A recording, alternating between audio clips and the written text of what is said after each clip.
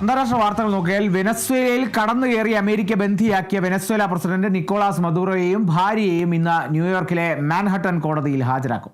മദുറോയ്ക്കെതിരെ ലഹരിക്കടത്തിനും ആയുധ നിയമപ്രകാരവുമാണ് കേസെടുത്തിരിക്കുന്നത്. വെനസ്വേലയുടെ ഭരണത്തിൽ US നിലപാടിൽ അവ്യക്തത തുടരുകയാണ്. വെനസ്വേലയെ അമേരിക്ക ഭരിക്കുമെന്ന അമേരിക്കൻ പ്രസിഡന്റ് ഡൊണാൾഡ് ട്രംപിന്റെ വാക്കുകൾ തിരുത്തിയിരിക്കുകയാണ് US state secretary Marco Rubio.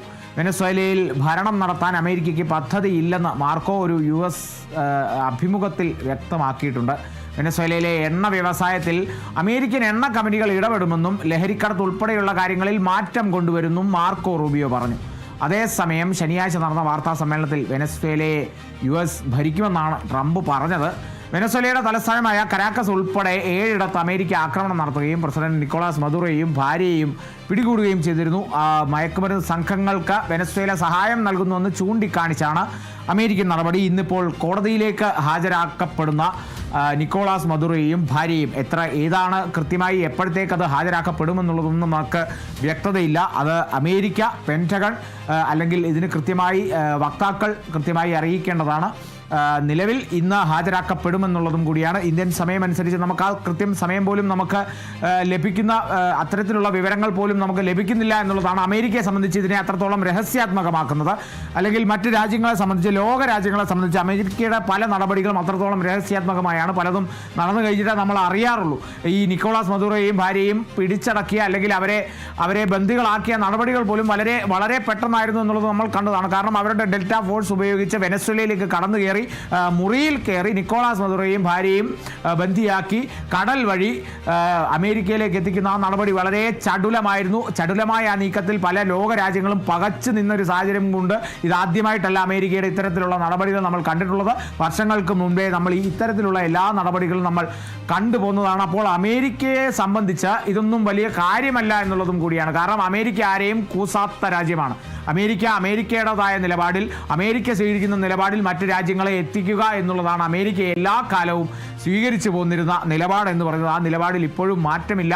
അതോടൊപ്പം നിക്കോളാസ് മദുറോയെയും ഇന്ന് ഭാര്യയെയും ന്യൂയോർക്കിലെ മാൻഹട്ടൻ കോടതിയിൽ ഹാജരാക്കുമ്പോൾ എന്തൊക്കെ വകുപ്പുകളാണ് ഈ നിക്കോളാസ് മദുറോയ്ക്കെതിരെ ചുമത്തിയിരിക്കുന്നത് എന്നുള്ളതും കൂടി നമ്മൾ ഏറെ ശ്രദ്ധിക്കേണ്ടതാണ്. കാരണം 2020 ഒരു സംഭവവുമായി ബന്ധപ്പെട്ട്, അന്നത്തെ ഡ്രഗ് കേസുമായി ബന്ധപ്പെട്ട്, മയക്കുമരുന്ന് കേസുമായി ബന്ധപ്പെട്ടൊക്കെയാണ് ഇന്നിപ്പോൾ അവിടെ മാൻഹട്ടൻ കോടതിയിൽ നിക്കോളാസ് മദുറോയ്ക്കെതിരെ ഉള്ള വകുപ്പുകൾ ചുമത്തിയേക്കുക എന്നുള്ളതാണ് നമുക്കറിയാൻ സാധിക്കുന്നത്. കാരണം 2020 ഈ സംഭവമെല്ലാം മുൻനിർത്തി നിക്കോളാസ് മദുറോയെ പിടിച്ചു നൽകുന്നവർക്ക് $15 മില്യൺ അടക്കം അമേരിക്ക പ്രഖ്യാപിക്കുന്ന സാഹചര്യം ഉണ്ടായത്. അടുത്ത കാലത്ത് അത് സെപ്റ്റംബർ 2025 എത്തിയപ്പോൾ അത് $25 മില്യൺ ആക്കി ഉയർത്തുന്നത് നമ്മൾ കണ്ടു. ഏറ്റവും ഒടുവിൽ അത് $50 മില്യൺ ആക്കി വരെ എത്തിച്ചിരിക്കുന്ന ഒരു സാഹചര്യം കൂടിയാണ്.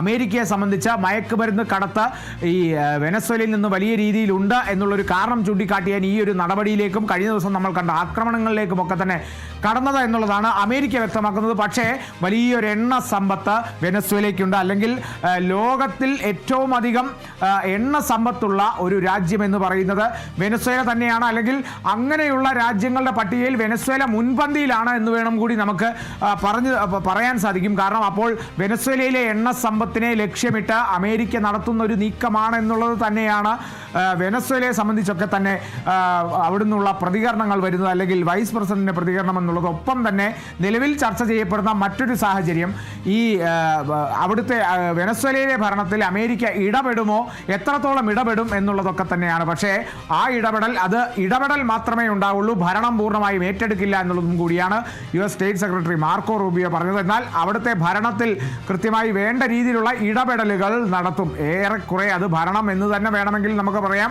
അമേരിക്കയുടെ പിന്തുണയോടെ അവിടെ ഒരു സർക്കാർ മുൻനിർത്തി വരും, അല്ലെങ്കിൽ അവിടുത്തെ ഭരണത്തിൽ സർക്കാർ അമേരിക്ക ഇടപെടുമെന്നുള്ളതും കൂടിയാണ്. ഒപ്പം തന്നെ അവിടുത്തെ എണ്ണ കമ്പനികളുടെ കാര്യത്തിലും അവരുടെ പ്രവർത്തനങ്ങളുടെ കാര്യത്തിലും ഒക്കെ തന്നെ ഇടപെടും എന്നുള്ളതും കൂടി വ്യക്തമാക്കുന്നു US state secretary Marco Rubio. ആ സാഹചര്യത്തിൽ ഇന്നിപ്പോൾ ബന്ദികളാക്കപ്പെട്ട വെനസ്വേല പ്രസിഡന്റ് നിക്കോളാസ് മദുറോയെയും ഭാര്യയെയും ഇന്ന് ന്യൂയോർക്കിലെ മാൻഹട്ടൻ കോടതിയിൽ ഹാജരാക്കും.